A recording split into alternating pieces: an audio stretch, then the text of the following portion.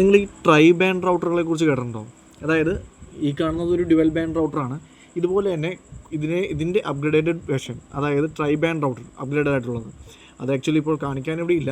പക്ഷേ net gear ഉൾപ്പെടെയുള്ള ഒരുപാട് കമ്പനികൾ ആ ഒരു ട്രൈ ബാൻഡ് റൗട്ടേഴ്സ് ഇപ്പോൾ ഇറക്കുന്നുണ്ട്. അതായത് എക്സ്പെൻസീവാണ്, അറൗണ്ട് 2Kയിലധികം, 2K അല്ല 20Kയിലധികം, 20,000-ലധികം രൂപ വരുന്നുണ്ട് നമുക്ക് മാർക്കറ്റിലേക്ക് ഇത്തരം റൗട്ടേഴ്സിന്, ഈ ഒരു ട്രൈ ബാൻഡ് റൗട്ടേഴ്സിന്.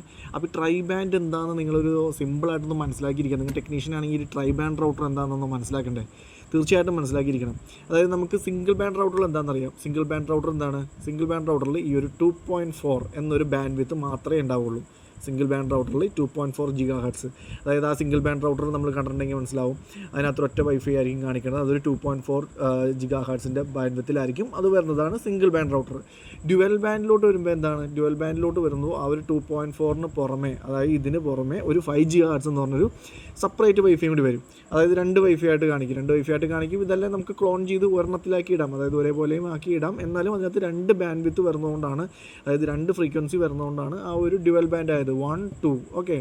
പക്ഷേ ട്രൈ ബാൻഡിലോട്ട് വരുമ്പോൾ അവിടെ സംഭവിക്കുന്നത് എന്താണെന്ന് വെച്ചിട്ടുണ്ടെങ്കിൽ 2.4 എന്ന് പറഞ്ഞാൽ ആ ഒരു സിംഗിൾ ബാൻഡ് ഉണ്ടാവും, പ്ലസ് 5 GHz എന്ന് പറഞ്ഞാൽ ഡ്യുവൽ ബാൻഡ് ആ ഒരു ഫ്രീക്വൻസി ഉണ്ടാവും. അതിന് പുറമെ വീണ്ടും ഒരു 5 GHz കൂടി ഉണ്ടാവും. ഇതാണ് ട്രൈ ബാൻഡ്. അപ്പോൾ ടോട്ടലി പറയുകയാണെങ്കിൽ ഈ ഒരു 3 ബാൻഡുകൾ കൂടുമ്പോഴാണ് നമുക്ക് ഈ ഒരു ട്രൈ ബാൻഡ് എന്നുള്ള പേര്.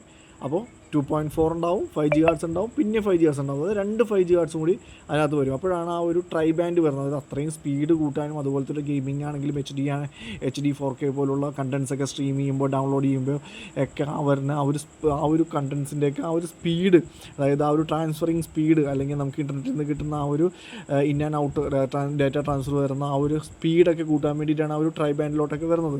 അപ്പോൾ ട്രൈ ബാൻഡിൽ തന്നെ Wi-Fi 6, Wi-Fi 7 വരുന്നുണ്ട്. അതിനകത്ത് ട്രൈ ബാൻഡ് എന്ന് പറഞ്ഞാൽ ബേസിക്കായിട്ട് നിങ്ങൾ മനസ്സിലാക്കേണ്ടത്, ഇപ്പോൾ നിലവിൽ ട്രൈ ബാൻഡ് എന്ന് പറഞ്ഞിട്ടുണ്ടെങ്കിൽ 3 ബാൻഡാണ്. 3 ബാൻഡ് വരുന്നതെന്ന് പറഞ്ഞിട്ടുണ്ടെങ്കിൽ 5 GHz, 2.4, 5 GHz പ്ലസ് 5 GHz, ഇങ്ങനെ ആ ഒരു 2 5 GHz വരുന്നതാണ് ട്രൈ ബാൻഡ് എന്ന് പറയുന്നത്. അപ്പോൾ നിങ്ങൾ വിചാരിക്കും ഇതിനെന്താ 3 വൈഫൈ ആയിട്ട് കാണിക്കുമെന്ന്. അതായത് ഒരു സിംഗിൾ ബാൻഡ് വൈഫൈ, പിന്നെ ഡ്യുവൽ ബാൻഡ് വൈഫൈ, അങ്ങനെ 2 5 GHz വൈഫൈ, അങ്ങനെ 2 5 GHz ഒന്നും കാണിക്കില്ല. അതിൽ കാണിക്കണ പോലെ തന്നെ 2.4-ൻ്റെ 5 GHz-ൻ്റെ ബാൻഡ് വിത്ത് ആയിരിക്കും ആ റൗട്ടേഴ്സിനുള്ളത്.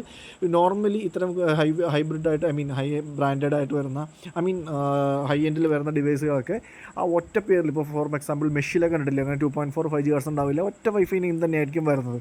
അപ്പോൾ അങ്ങനെ ക്ലോൺ ചെയ്യാൻ പറ്റുകയില്ല, നമുക്കകത്ത് പറ്റുകയില്ല.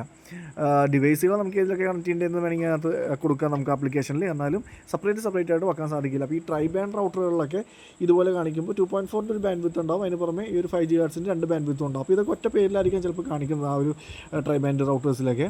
പക്ഷേ ഈ ഒരു ബാൻഡ് വിത്തിൻ്റെ നമുക്ക് നോക്കുകയാണെങ്കിൽ 2.4, 5 GHz ഇങ്ങനെ ഇത് കാണിക്കും. പക്ഷേ 3 വൈഫൈ അവിടെ കാണിക്കണം എന്നില്ല, ഒറ്റ കാണിക്കണം. പക്ഷേ ബാൻഡ് വിത്ത് ഇതുപോലെ 3 ഉണ്ടാവും. അതായത് 2.4 ഉണ്ടാവും, അത് കഴിഞ്ഞ് 5 GHz ഉണ്ടാവും, 5 GHz ഉണ്ടാവും. അപ്പോൾ ഇതിനെയാണ് ഒരു ട്രൈ ബാൻഡ് റൗട്ടേഴ്സ് എന്ന് പറയുന്നത്.